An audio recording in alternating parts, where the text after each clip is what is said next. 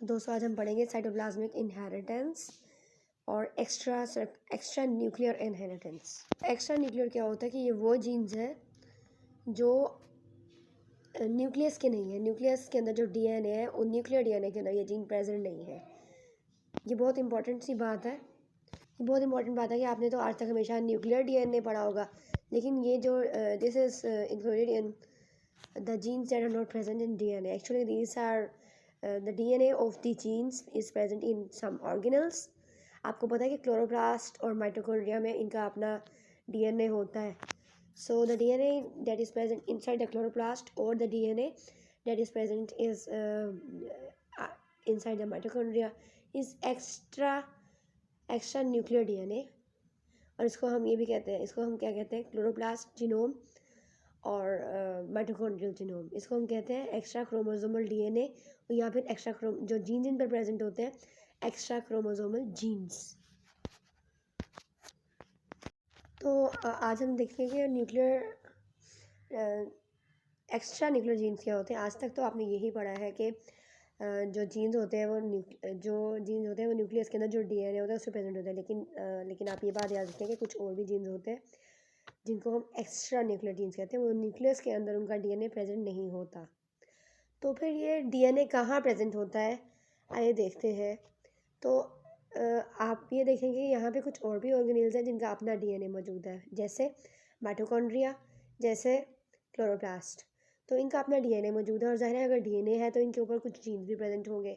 इसको हम कहते हैं एक्स्ट्रा न्यूक्लियर डीएनए। और जो जीन्स इन पर प्रेजेंट होते हैं इनको हम कहते हैं एक्स्ट्रा न्यूक्लियर जीनोम। सो ये जीन्स जो है ये इनको हम साइटोप्लाज्मिक डीएनए भी कहते हैं। क्यों?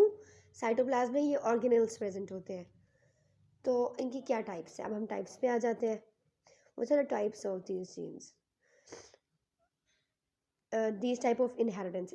अगर जो इन जीन की वजह जो इनहेरिटेंस होता है उसकी क्या टाइप्स है। Number 1 is organelle inheritance, number 2 is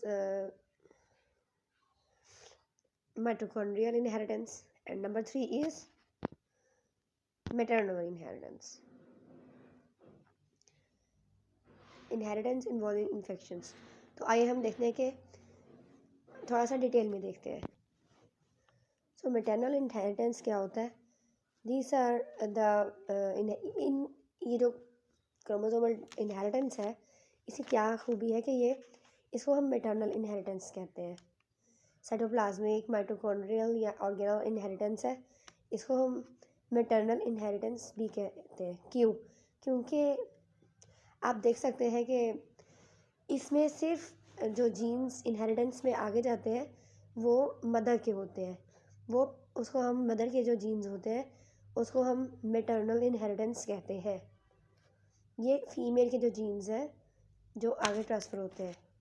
जो फादर के जीन्स हैं इन क्लोरोप्लास्ट डीएनए में या माइटोकॉन्ड्रियल डीएनए में या एक्स्ट्रा न्यूक्लियर वाले जो जीन्स जब हम इनकी इनहेरिटेंस देखते हैं तो इसमें सिर्फ फीमेल का ही जो जीन्स हैं वो नज़र आते हैं, वो ही इनहेरिट हो सकते हैं।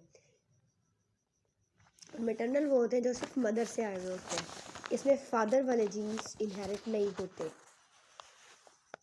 अब अगर चाहे हम क्यों, इसकी रीज़न क्या है।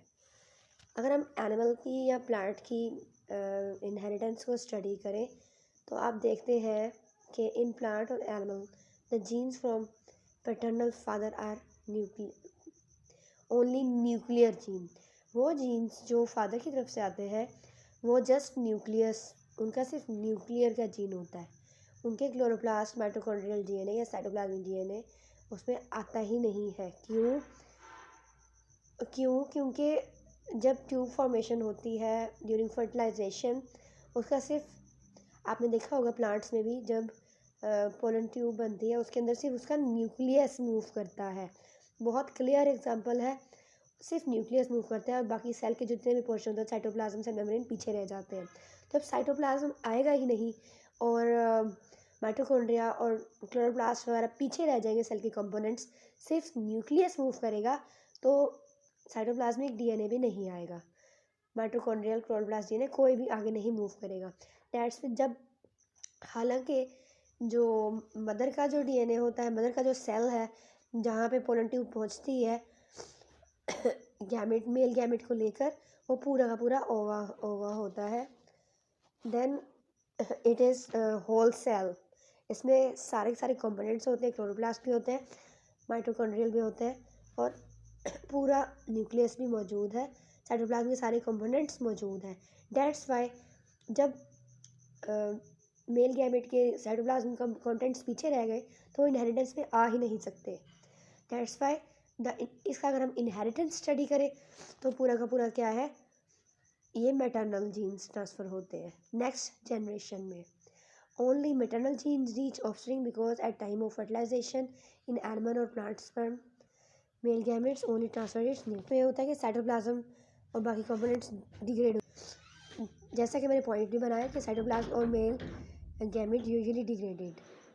देन ओवम और female gamete is has all cytoplasm and nuclear genes, वो उनके पूरे जीन्स होते हैं, तो साइटोप्लाज्मिक जीन उनके ही इनहेरिट होंगे।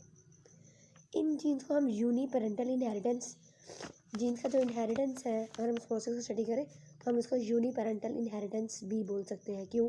क्योंकि ये सिर्फ मदर से आते हैं, और अगर एक पेरेंट से कोई जीन आता है तो हम इसको यूनिपेरेंटल इनहेरिटेंस भी बोलते हैं। देन अगर इसमें एक और भी रूल है, साइंटिस्ट ने ये स्टडी किया है कि अगर पेरेंट के जो माइटोकॉन्ड्रिया और क्लोरोप्लास्ट है वो ट्रांसफ़र हो भी जाए लेकिन वो इनहेरिटेंस पे कोई रोल प्ले नहीं करते, नॉन इनहेरिटेंस उनका होता है। अगर हम इसकी एग्जांपल देखें, वैसे तो बहुत सारी एग्जांपल है लेकिन यहाँ पे मैं आपको एक ही एग्जांपल दे रही हूँ, शेल कॉइलिंग इन स्नेल। स्नेल की शेल कॉइलिंग जो है, इसमें ये फीचर देखा गया कि जैसी मदर की शेल कॉइलिंग है जैसी मदर की शेल कॉइलिंग है वैसी ही ऑफस्प्रिंग्स की है। तो अगर हम स्नेल की कॉइलिंग देखें तो आप अंदाज़ा लगा लेते हैं कि अगर मदर की जैसी कॉइलिंग थी वैसी ऑफस्प्रिंग की है। अगर फादर की कॉइलिंग देखते हैं तो वो किसी भी, चाहे वो F1 है चाहे वो F2 जनरेशन है, किसी भी ऑफस्प्रिंग में जो है रोल प्ले नहीं करी, इनहेरिट नहीं हो रही है, चाहे वो डोमिनेंट है चाहे वो रिसेसिव है, लेकिन सिर्फ जो मदर की स्नेल कॉइलिंग पैटर्न होगी वही उस इनहेरिटेंस जो है वो पैटर्न शो होगा ऑफस्प्रिंग्स में या नेक्स्ट जनरेशन में। तो उम्मीद आपको समझ आ गई होगी। आप क्या करें, आप इसको लाइक करें और सब्सक्राइब करें।